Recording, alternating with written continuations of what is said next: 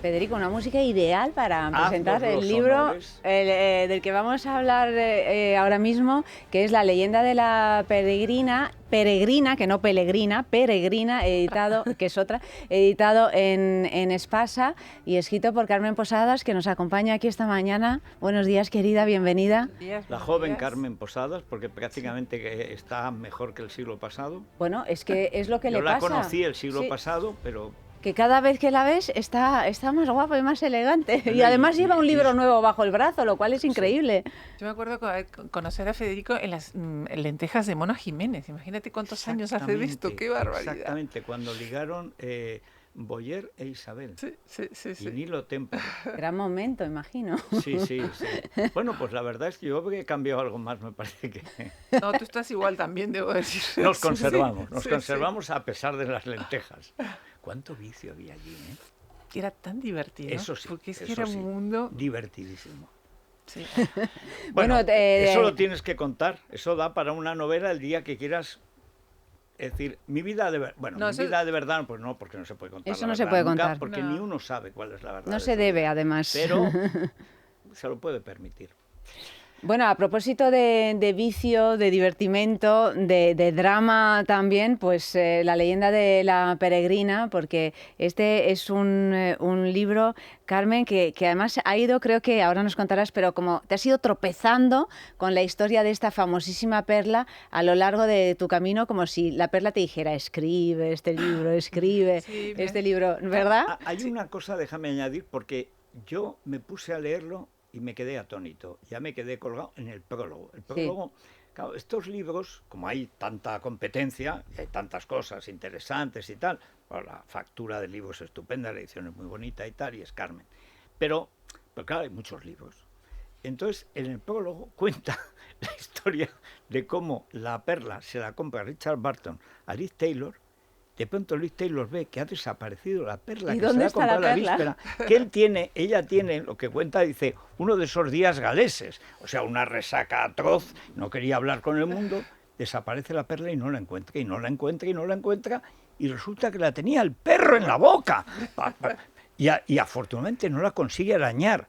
Dice, bueno, ahí te das cuenta de cómo estos símbolos de todo, del poder, del lujo, tal, luego está al alcance de un caniche que se la podía haber comido, rayado. Y se hubiera enterado, hubiera desaparecido, la perla más cara del mundo habría desaparecido. Y al mismo tiempo sobreviven a lo que sea, porque esa perla sigue, no se sabe, ¿verdad?, quién la tiene ahora. Ahora ha desaparecido, bueno, la última aparición pública fue una subasta en Christie's, se vendió por casi $12 millones cuando se abrió la testamentaría de Elizabeth Taylor.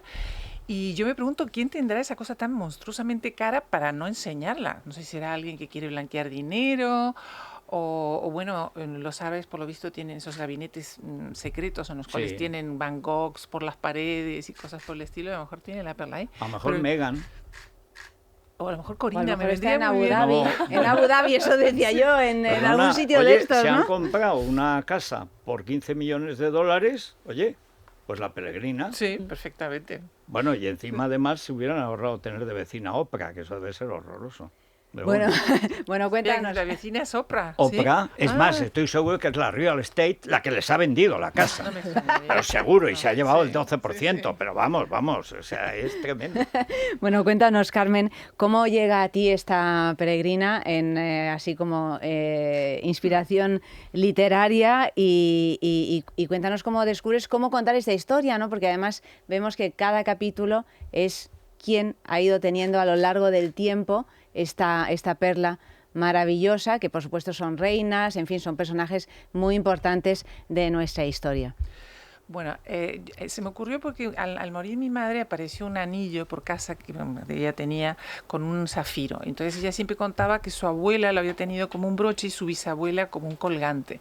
Y cuando desaparece una generación, en este caso mi padre ya había muerto, solo quedaba ella, siempre te dices, ay, ¿por qué no habré preguntado a mamá sobre esto? O ese secreto familiar que sobrevolaba por la familia, pero que nunca te enteraste. Entonces, cantidad de cosas que nunca sabrás. Y pensaba, si las joyas hablaran, si esta piedra me pudiera contar sus secretos. Y por un momento dado pensé escribir la historia de este anillo, pero tampoco daba para mucho, porque 2 generaciones no es nada. Y entonces me acordé de que la peregrina llevaba mucho tiempo guiñándome el ojo. Yo iba al Museo del Prado y la peregrina no es que esté en un cuadro, es que está en 6 o 7, incluso de siglos distintos. Lees el Quijote, habla de la peregrina. Lees el Conde de Montecristo, habla de la peregrina. Está por todas partes. Y entonces empecé a investigar un poco y dije, bueno, ya está. Voy a hacer hablar a la peregrina. Y 500 y pico páginas más tarde, aquí está el resultado. Hace hablar literalmente, porque además, según vas cambiando de personaje por lo tanto, de situación y de momento histórico, cambias completamente el lenguaje, que eso realmente es señal de maestría como escritora. Porque de hecho, hay una parte que es lenguaje del siglo de oro, ¿verdad?, que debe haber sido objeto de estudio. Sí, no, yo creo que eso es lo más fácil. Bueno, se parece en el Quijote, Cervantes es como Shakespeare, es contagioso. Escribir Lo difícil es copiar Galdós. Eso ya es más difícil. El 19, lo que se parece más, pero yo al contrario. A mí, ¿sabes lo que más me ha llamado la atención? Cuando habla el negrito que la coge del mar. Que se hunde. hunde. ¿Por qué te llama tanto la Me atención? llama la atención porque es verosímil. O sea, sobre todo cuando cuentas que va subiendo y que dice, bueno, es que se podía haber ahogado. Es decir, y no había habido peregrina. La saca de... Pues que, claro, una perla es un forúnculo que tiene una ostra, es una cosa que está mal. Sí. Está mal y se convierte en una cosa, pues eso, la va rodeando de tal. Pero cuando va subiendo, él piensa que le va faltando el aire, está seguro de que va a llegar, pero no llega. Y bueno, es que ahí podía haber acabado la historia y nunca hubiera existido. Claro, ya la perla podía haber sucumbido muchas veces. Ha habido robos, expolios, incendios. Por ejemplo, en la época de Felipe V se produce el incendio del Alcázar, que nadie sabe si fue instigado por el rey o no, porque resulta que él venía de Versalles y de repente se encuentra con ese sitio lúgubre, oscuro, húmedo, y dice, qué horror, ¿dónde me he metido? Y bueno, nadie sabe si se mandó quemar o de alguna manera instigó que esto sucediera, pero en el incendio del Alcázar, que se perdieron montones de cosas, de hecho 4 o 5 velas que se quemaron, pero las todo meninas, lo que hay en el Prado es lo que se salvó. Claro, las meninas las tiraron por una ventana, el cuadro de Carlos V en la batalla de Mühlberg casi se quemó, o sea, tiene todo el flanco derecho reconstruido porque está quemado, y de las pocas cosas que se sabe que se salvaron fue la peregrina, o sea que además esta perla tiene muy buena suerte. O al revés, o hace que las personas que la tengan sean muy desgraciadas e incluso infértiles, ¿no? Bueno, es que se le han atribuido muchas cualidades a las perlas. Por ejemplo, cuando Felipe II le regala a María Tudor una perla, que durante mucho tiempo se pensó que era la peregrina. Ahora se sabe que la peregrina entró en el joyero real en una fecha en la que no es compatible con la idea que se tenía antes de María Tudor, porque en ese momento María Tudor estaba muerta. Pero es verdad que el rey le regala una perla cuando se casa que se llama la Pelegrina. La Pelegrina. Sí. La Pelegrina, que también venía del archipiélago de las perlas en Panamá. Y entonces ella le dicen que le va a ayudar a quedarse embarazada. María Tudor tenía 36 años. Con 36 años en esa época eras una vieja, literalmente. Y ella había tenido una vida durísima, había estado encerrada por su padre, prisionera, no tenía pelo, no tenía dientes, y de repente llega este príncipe rubio de ojos claros. Que además todas las crónicas dicen el hombre más guapo de Europa. Además con esa delicadeza portuguesa por su madre, Isabel de Portugal, la reina guapísima, más guapa que ha habido en España, hasta la princesa Leonor, que además se parece a Isabel de Portugal. Pero era tan guapo, hablaba como 4 o 5 idiomas, tan exquisito, porque a diferencia de los españoles, que son más hechos para adelante, es muy portugués. Claro, estos los ingleses estaban todas locas por él, empezando por Isabel. También por Isabel de Inglaterra, estaba loca por él. Sí. Luego le llamaba el demonio del mediodía, pero es verdad que lo de con María Tudor no podía tener futuro. Claro, y me enteré de una cosa, Federico, que a lo mejor, bueno, él sabe tanto que no te voy a pillar ahí, pero me enteré, yo siempre pensé que Felipe II se vestía de negro porque era muy austero y muy creyente. No, es que en esa época, justo en ese momento, se descubre un tinte que se llama el palo de Campeche, que conseguía un negro muy, muy profundo. Hasta ese momento el negro de la ropa era como gris, como pardo, feísimo. Sí. Entonces, las crónicas cuentan cómo llega Felipe II con su traje negro, con este tinte profundo negro, y todos los caballeros llegan de negro, Y la corte de Inglaterra se queda absolutamente atónita de... Porque era de Prada. Claro. Era el de Sí. Prada, mejor que Exacto. Armani. O sea, es verdad que el Y era un negro... lujo, el mayor un lujo era ese Ahora negro es uniforme profundo. en Nueva York. Tú vas en Nueva York, como no veas de negro, te echan eres de la nadie. ciudad. Sí. Vamos, no puedes entrar. En una exposición no entras. O sea, tienes que ir de negro, todo de negro. Pero es verdad que es una moda que se pone entonces. Y como siempre, la moda la ponen los reyes, la sigue la corte, luego la clase media y hasta donde llegue, ¿no? De hecho, todo el libro está lleno de estas anécdotas y de estas informaciones, porque en el estudio para contar la historia de todas estas reinas, te vas topando con... Claro, porque yo lo que me planteé es, si voy a escribir una peripecia en cada uno cada uno de los propietarios, no voy a contar lo obvio, o sea, no voy a hablar de Lepanto y del Escorial cuando hablo de Felipe II, tenía que ser cosas distintas. Entonces, seguí los consejos de James Boswell. James Boswell, aquí nadie lo conoce, pero en el mundo anglosajón está considerado el autor de la biografía más importante que se ha escrito, que es la biografía del Dr. Johnson. Y decía Boswell que si uno quiere hablar de historia, tiene que prestar tanta atención a la historia con mayúscula como a lo que los franceses llaman la petite histoire, que son todas las anécdotas, todas las curiosidades. Y decía Boswell, si usted quiere retratar a Julio César, es muy importante decir que era calvo, por eso le gustaba tanto la corona de laureles y conquistó el mundo.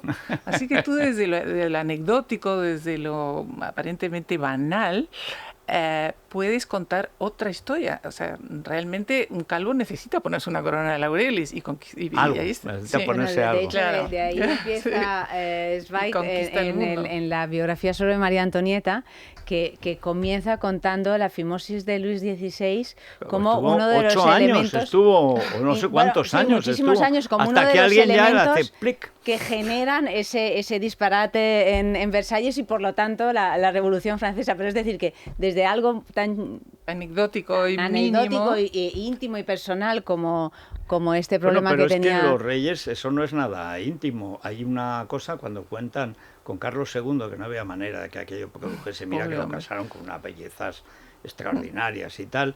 Y al final le metieron en la cama la momia de San Isidro. La momia de Sí, San sí. Isidro, Pobre pero, hombre. o sea, dice, bueno, es que estaba contrahecho y tal, bueno, peor estaba la momia, o sea, y ahí tienes a la reina, a ver, porque se había casado para ver si procreaba, y al final no procreó. Sí. Creo que tenía gran entusiasmo, pero Pero no había no, manera no. ni con la momia, las cosas que han pasado. De hecho, Es en la increíble. leyenda de la peregrina también hay alguna escena sexual, entre comillas, donde veías los pobres reyes y reinas lo que tenían que hacer incluso en público, ¿no? Para demostrar Bueno, que sí, en un aquello... momento dado había que, claro, había que como si consumar el matrimonio en público, imagínate, como no pusieras mucho empeño y mucho... Estaban ahí controlando que la cosa funcionara. Pero vaya. esto que contaba Federico de Carlos II me divirtió mucho descubrir. Sabes que en la época de Carlos II se produjo uno de los autos de fe más enormes, que eran El último gran auto de fe aquí en la Plaza Mayor, y que iban como quien va a los toros, o sea, con mantilla y todos a jalear y aplaudir y cosas por el estilo. Bueno, pues durante ese mismo tiempo, a pesar de que estaban quemando herejes y brujos en la Plaza Mayor, el lugar donde había más brujos por metro cuadrado era el Alcázar, porque estaban todos ahí intentando que... ¿no? Sortilegios Claro. para la fecundidad. Sí. Hay un dicho que se decía, cogen a una princesa francesa y le pusieron, además fue una copla que se hizo célebre por Madrid: Parid, bella flor de lis. Si París, París a España. Si no París, a París. Claro, esa fue María Luisa de Orleans, pobre, que además viene aquí y se la llevan a casarse a un pueblo remoto que estoy tratando de acordar, pero tiene un nombre imposible, como... Ay, bueno, se van a ofender los del pueblo, no me acuerdo, pero en vez de casarse en el Alcázar o en un sitio así, como estaban un poco mal de fondos, deciden casarse en este pueblo remotísimo. En una casa rural, vaya. Más o menos. Sí, Más o sí. menos. Y es esta pobre María Luisa de Orleans que yo le tengo tanta simpatía que le he puesto en la portada del libro. Es este cuadro maravilloso, es ella. Bueno, es que lo de París, bella flor de lis, no me digas que... No tiene desperdicio, no tiene desperdicio. Bueno, pero es que era como el Real Madrid, si no ganas una copa fuera, o sea, es que no había, en fin. Oye, ¿y cuál es el personaje trágico Es decir, aquel en el que la perla, digamos, tiene ese aspecto que para algunos trae suerte. Por ejemplo, la fecundidad, que siempre ha sido todas las civilizaciones índice de suerte. La fecundidad, todas las diosas, las primitivas en todas, siempre son diosas de la fecundidad. Por tanto, los símbolos de la fecundidad siempre son de buena suerte. ¿Cuál es la parte trágica? Porque las cosas que tienen historia siempre tienen algo trágico. Bueno, hay muchos ejemplos, pero para ponerte, ya que estamos hablando de supersticiones, por un lado le atribuían esas virtudes de fecundidad. Más adelante, en la época de Carlos IV, hay una gran pandemia, como la que estamos viviendo ahora, en este caso de viruela. Y entonces se decía que las perlas protegían contra la viruela. Entonces ahí me gustó mucho rescatar una historia. A mí siempre me había gustado el personaje de Gabriel de Borbón, que es uno de los hijos de Carlos V, que Carlos V siempre dijo, ¿por qué me ha tocado este hijo mayor desastroso, Carlos IV, y no Gabriel, que era un tipo ilustrado, traductor de Cicerón y de César, que además estaba casada con una princesa portuguesa monísima, no sé cuánto? Y bueno, claro, pero las dinastías son así. Y entonces, cuando se produce esa pandemia, esa epidemia de viruela, en Francia, curiosamente, imagínate, María Antonieta, que tiene fama de frívola y de idiota, permite que ella y sus hijos se sometan a la variolización, que es una prevacuna, pero que funciona. Es el mismo concepto, la misma idea, ¿no? Sí, te sajaban, te metían unas costras de alguien que hubiera tenido viruela y eso te inmunizaba de alguna manera.